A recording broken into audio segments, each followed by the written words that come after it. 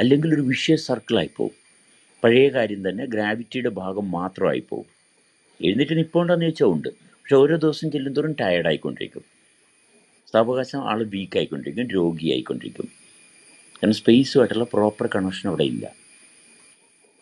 Space വളരെ important ആണ്. Space ഒരിക്കലും ആർക്കും കണ്ടാമിനേറ്റ് ചെയ്യാൻ പറ്റത്തില്ല. പക്ഷെ ക്രിയേറ്റഡ് ബോഡി കണ്ടാമിനേറ്റ് ചെയ്യാൻ പറ്റും.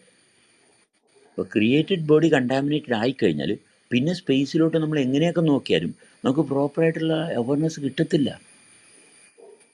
അത് ക്രിയേറ്റഡ് ബോഡി വളരെ ബഹുമാനത്തോടുകൂടി ശ്രദ്ധയോടുകൂടി അതിനനുസരിച്ച് കൊണ്ടുവരണം. അതുകൊണ്ടാണ് അമ്മ, സ്ത്രീ, ഇതെല്ലാം ഇതിൻ്റെ ബേസിക്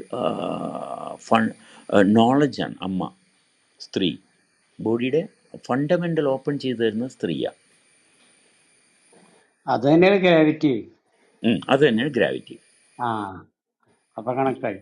കാരണം നമ്മുടെ ശരീരം, നമ്മളെ പ്രസവിച്ച അമ്മ, അവിടെ നിന്ന് ഭൂമാതാവ്, ആ മാതാവ് എന്ന് പറഞ്ഞ തത്വത്തിലൊക്കെ പോകുമ്പോ സൃഷ്ടി, അതിനെ സൃഷ്ടിക്കാൻ കഴിവുള്ള വ്യവസ്ഥ ആണ് ഗ്രാവിറ്റി എന്ന് ഉദ്ദേശിക്കുന്നത്. എനിക്ക് ആദ്യമേ തോന്നി.